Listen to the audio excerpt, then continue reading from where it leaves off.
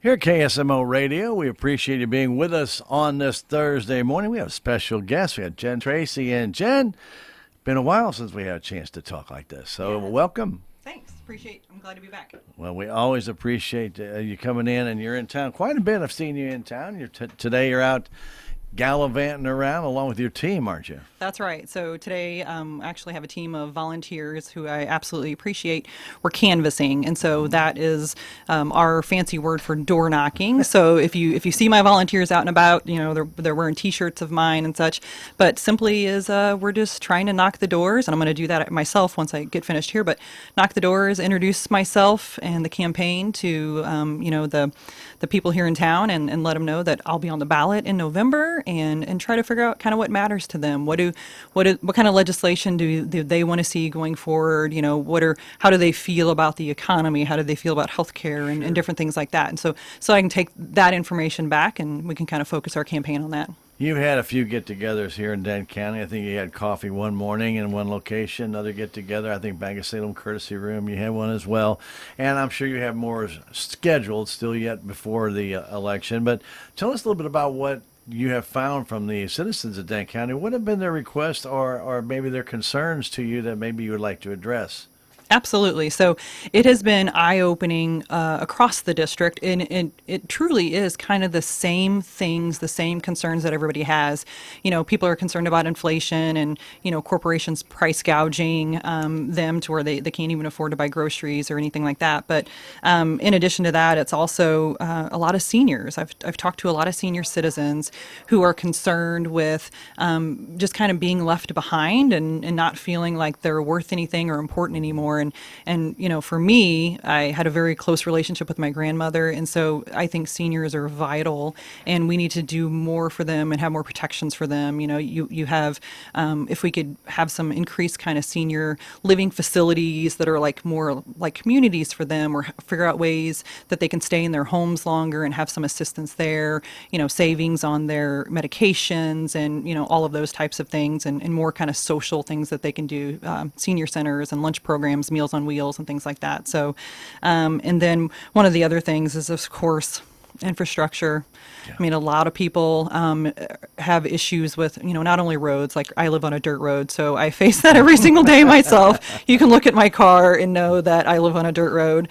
But one of the other big things with infrastructure is broadband.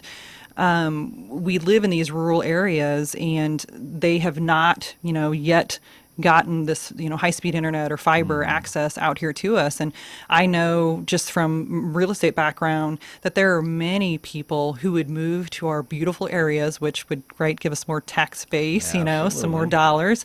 So who would move here if we had that infrastructure here, and in addition to businesses, right? The majority of businesses, whenever you look at the statistics, they're not looking for tax breaks necessarily. That's not what they're looking for. They are looking to move to an area that has the infrastructure already in place. So that's, something that they don't have to, dump a ton of money into. So, and broadband is one of those things. More people could work from home who currently drive to the city every day. They could do all that from home if they had that broadband access. So. And it's unfortunate that the promises of broadband that have been made by both the state and federal government so far, with over $10 million have been committed to these areas, and nothing. Right. Nothing has been done. Yes. And so, that is a battle. Anybody who knows me knows that I face that every single day of my life at home. And my husband and I live less than 3 miles from our high school, the Bourbon High School. Crazy. They have fiber internet, and I can't get anything faster than a 10 meg connection. And when it's a 10 meg connection, I'm really pulling about 7. So at the mercy of your neighbors. Oh my gosh, yes, exactly. And so there was actually a 3-week stint where I was out of internet at home, and so I was doing everything, reaching out to the Better Business Bureau and FTC and all of those things just to try to see what we can do. So, I feel for anybody and everybody who's dealing with broadband issues, but I firmly believe that if we build it, they will come, and that is only going to help our district and our communities with that tax base. More people are going to move out here, open more small businesses to help our downtowns.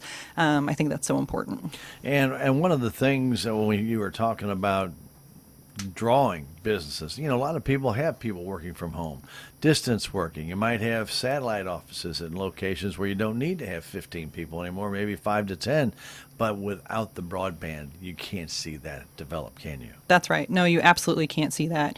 And, my husband works from home full time now. Thankfully, he doesn't have to do that drive into St. Louis every day that he did for, almost 2 decades. And so that saves us a ton of money.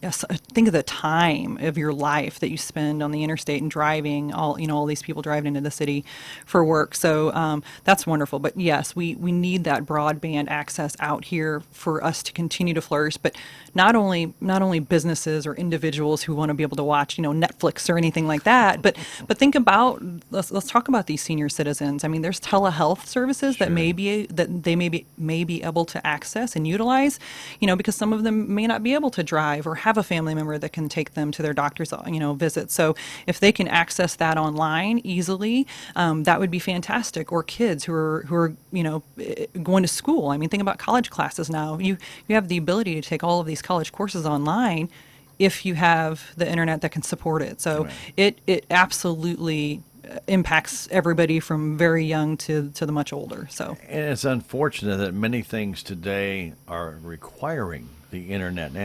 And I want to, before I jump into that, I want to remind everybody this is a paid political interview, so this is not a freebie.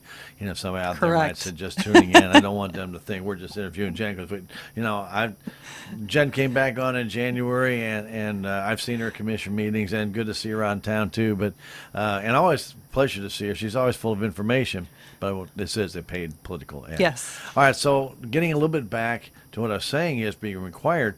Your federal government requires you on an EFTPS system to file your taxes by internet. You Yes. don't have a choice. It has to be done. So if you don't have that internet at your location, you've got to go find it. A public access place somewhere location where it's probably very slow as well because they're not going to have the finest that they're going to have there. But you can see the key ingredient. If you're out in the country, just like you're saying, like your house, you're trying to download something and you're on a time element and it has to be there, guess what? That's it right. may not happen. You're taking a college final. It's timed. Yeah. You only have so much time to take that, and so if you time out or you're dropping internet constantly when you're doing that, that is not convenient. And of course, we have a local community center in Bourbon where I live that we can go to that does have a free Wi-Fi available to people. You can park in the parking lot and access that, but not everybody has transportation to be able to get there. So, I mean, when we live in these rural areas, that's another thing that is a challenge for a lot of people is transportation. We don't have high-speed rail. We don't have a great bus system or anything like that. And so that's just another challenge that we have. So we really, truly have to kind of look at all aspects and see, how to make these things work and from all angles. I know you have a list there, and I don't want to interrupt that, but since you were talking about some transportation issues, we all know that here, especially in Denton County, we don't have a taxi service. We don't have a bus service and things of that nature. Years ago, it used to be a Greyhound bus that would come through Denton County. It doesn't anymore. And that also becomes a problem because if you don't have your own car or truck or Jeep or whatever, you really don't have access, especially seniors.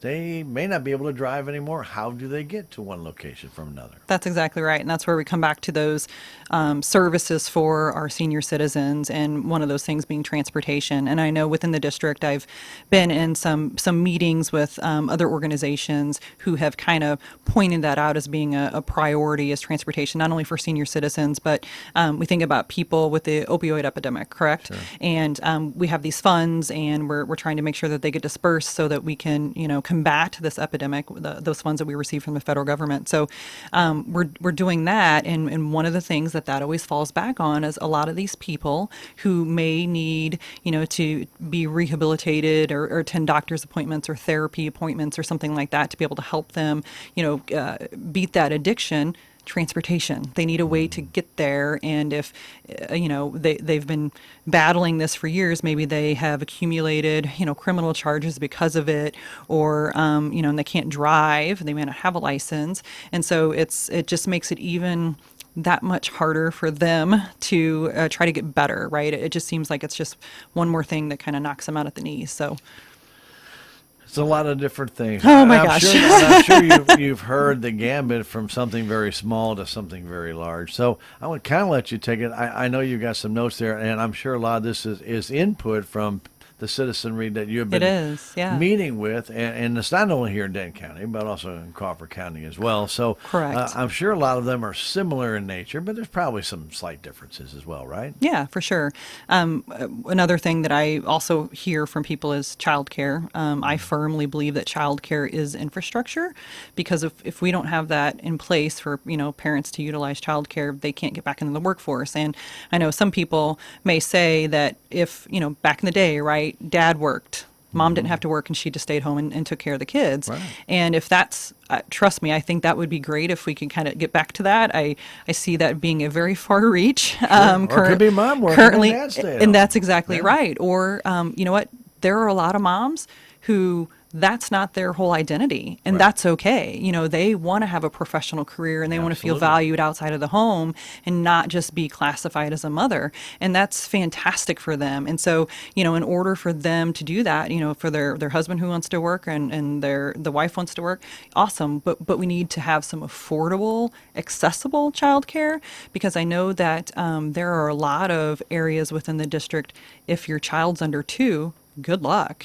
There might be more childcare services for those, toddlers and up, but those infants up to 2 years old, they're not willing to take them, and it's scary. I mean, you want to make sure that your child's taken care of in a safe environment, and we just don't have enough of that. And do you think that's because of state regulations, because of the finite regulations? It's so tight and so difficult to get that and get approved, to get inspected, and go It through is. that. Do you see as that being a hindrance? I do. I see that as being part of the issue, and we just have to figure out how to get funding towards it. So I absolutely believe in early free. Universal for every child, early childhood education, because not only does it help the parents so that they can get in the workforce if they choose to do so, it allows them to do that and not spend $40,000 a year on childcare. Nobody can do that. But then it allows a child to be in a good facility that we know they're going to be taken care of, and and it's preparing them for kindergarten, it's preparing them for school, and I just think that our children absolutely should be one of our top investments. What other issues have you heard? I know you've got a couple written down there. Yeah, so I mean, just Major ones that you might want to address.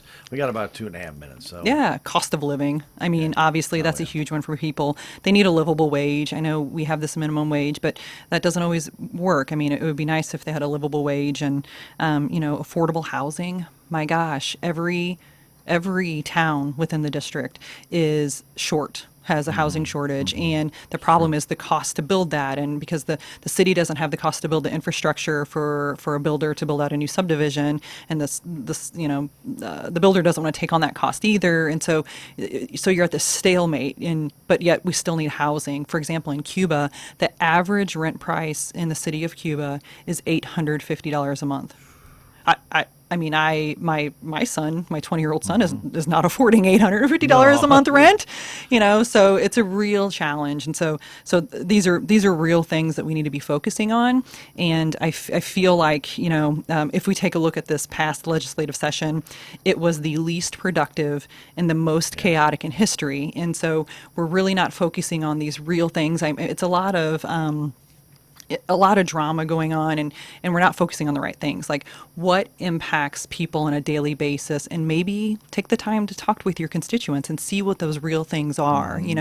This right here is me talking to these people at the doors, and this is what they're having to say to me. So I feel like these are the real issues that we need to be facing. And need to take the politics out of it. My goodness, yes. Yeah, okay, we have parties, and it doesn't matter. You can be an independent, doesn't matter. But just like you're talking about, the constituents are who you represent, not the party. That's exactly right. And so, me being very involved in my community, and I have been for over 15 years, I am a strong community advocate, volunteer. I would consider that my hobby. It's just something I enjoy. But guess what? I work with people from all political backgrounds. Of course, that's not something we talk about. We just talk about how can we get things done within our community and advance our community for betterment for everybody, right? So, we're working across those party lines, if you want to say that, even within our own communities. So, it's important. It's a lot of work out there, and I applaud you for your efforts. We're running out of time, and I just want to remind everybody there's a paid political ad for Jen Tracy, and she's running for that state representative seat. That's correct. You know, everything is tough, and I've heard people ask why, but there is a reason why. So I want to give you this last minute to go ahead and, if you would, just kind of summarize maybe why you're running for this, and if anybody wants to get a hold of you, maybe some contact info. Absolutely. So first of all, contact information. I freely give that out because I think that your representative should be accessible, available, approachable, and should return phone calls. So you can reach me at 573-205-6057 or jentracyformissouri.com. That's my website. But I'm simply running because I'm very involved in my community, and I feel like this is kind of the natural next step of how I can continue to help my community be better and stand a chance. Jen, we always appreciate it, and we're going to have you on a few more times before we get to the election. And so I'm really looking forward to getting a little bit more information from you as you meet more and more constituents. The closer it gets, I'm pretty sure you're going to be starting to really figure out what are the main issues that you want to address. We'll hone that in for sure. Yeah. Obviously, you have to have a goal when you get there. You bet. And, you may not be able to get everything done, which I guarantee you not any representative or senator can.